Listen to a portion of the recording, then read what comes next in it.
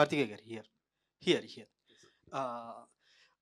చిరంజీవి గారి మూవీ సెట్లో పవన్ కళ్యాణ్ గారు చిరంజీవి గారిని మీట్ అయ్యి హనుమంతుడి దగ్గర ఫోటో దిగారు. యాజ్ వెల్ యాజ్ మీకు అది రిపీట్ అయింది. ఇక్కడ ఇద్దరితో పోలిస్తే ఆ పవన్ కళ్యాణ్ గారు సక్సెస్ కొట్టారు, మీరు సక్సెస్ కొట్టారు. అంటే మీకేమన్నా ఆ భగవంతుడు హనుమాన్ ఆశీస్సులు ఏమన్నా ఉన్నాయా? దేర్ ఇస్ ఎ కనెక్షన్ అన్నట్టు అనిపిస్తుంది మాకు. What you feel? నేను అదే నిన్న ట్వీట్ చేశాను అండ్ ఇన్స్టాగ్రామ్లో కూడా పెట్టాను. Both of us started winning here అని.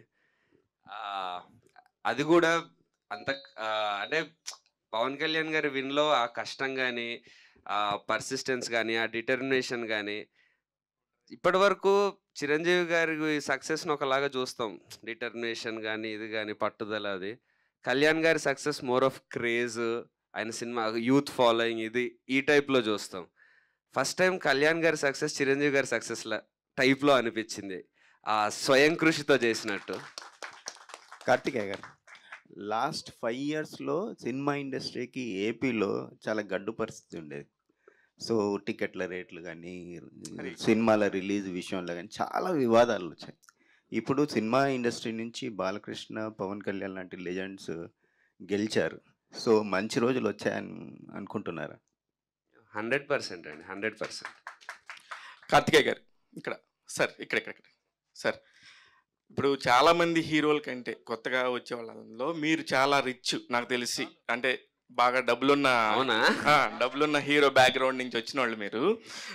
అలా కూర్చోవచ్చు, పర్లేదు, మీరు నో ప్రాబ్లం.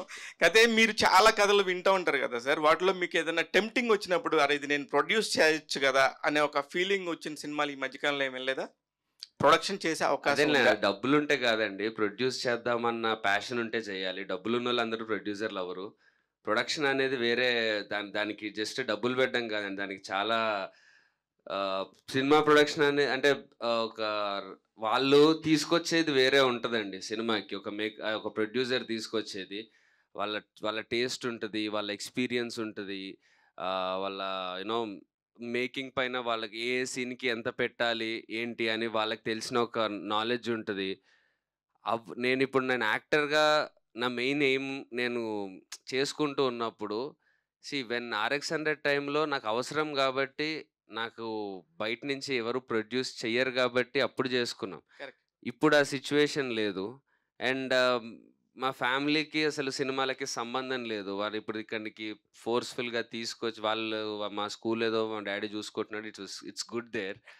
బట్ నేను వాళ్ళని ఫోర్స్ఫుల్గా ఇక్కడికి తీసుకొచ్చి ఇది చేయడం, what ever I got from them. తర్వాత నేను చేసేది నేను చేసుకుంటున్నా కదా. బట్ చెయ్యను 100% అని ఏం లేదండి. నాకు ఇంకా నేను నాలెడ్జ్ తెచ్చుకుంటున్నాను. ఎందుకంటే RX100 టైంలో ఉన్న నాలెడ్జ్ నాకు సరిపోదని 90 ml తీసాక అర్థమైంది.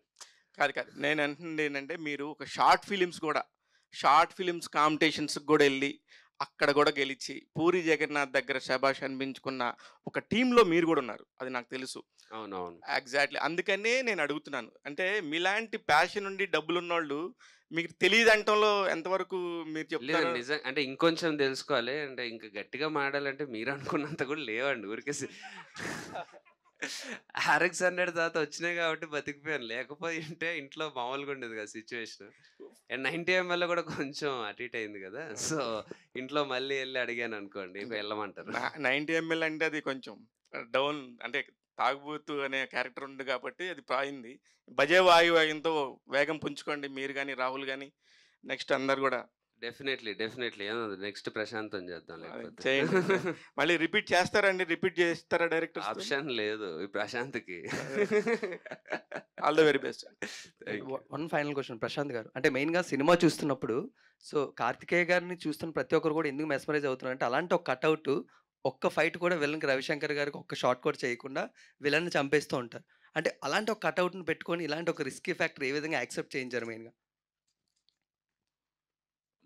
అంటే ఐ డోంట్ నో అండి. అంటే మేబీ పాండమిక్ తర్వాత ఆడియన్స్ వ్యూయింగ్ మారిపోయిందండి అని అనిపించిందండి నాకు. అండ్ కట్అవుట్ ఉంది కదా అని ఫైట్ పెట్టకూడదు సార్. అట్లా చేస్తే ఇప్పుడు జనాలు ఎవరు చూస్తలేరు. నీడ్ లేకుండా స్క్రిప్ట్లో ఏది ఉండకూడదని నేను బిలీవ్ చేసింది అది. యాక్చువల్గా అది పెద్ద నా గ్రేట్నెస్, నా ఫూలిష్నెస్ ఏదైనా అయ్యి ఉండొచ్చు, కానీ దాన్ని యాక్సెప్ట్ చేసినందుకు మనోడిది మాత్రం ఖచ్చితంగా గ్రేట్నెస్ అది. ఫైట్ పెట్టకూడదు అని అంటే వాళ్ళిద్దరు కలవలేదు కదండి. ఇప్పుడు యాక్చువల్గా ఈయన కాంబినేషన్ రవిశంకర్ కాంబినేషన్ చాలా వర్క్ అయిందని చెప్పేసి అంటున్నారు, కానీ వాళ్ళిద్దరు కలిసి షూట్ చేసింది ఒక రోజే సినిమాలో. క్లైమాక్స్లో మాత్రం వాళ్ళిద్దరు కలుస్తారు, మిగతా అంతా సపరేట్గా ఉంటారు. Because they both are very very good actors. నాకు ఆ సీక్వెన్సెస్ అట్లా వర్కౌట్ అయినాయి. So thanks to both of them, అంతే అండి.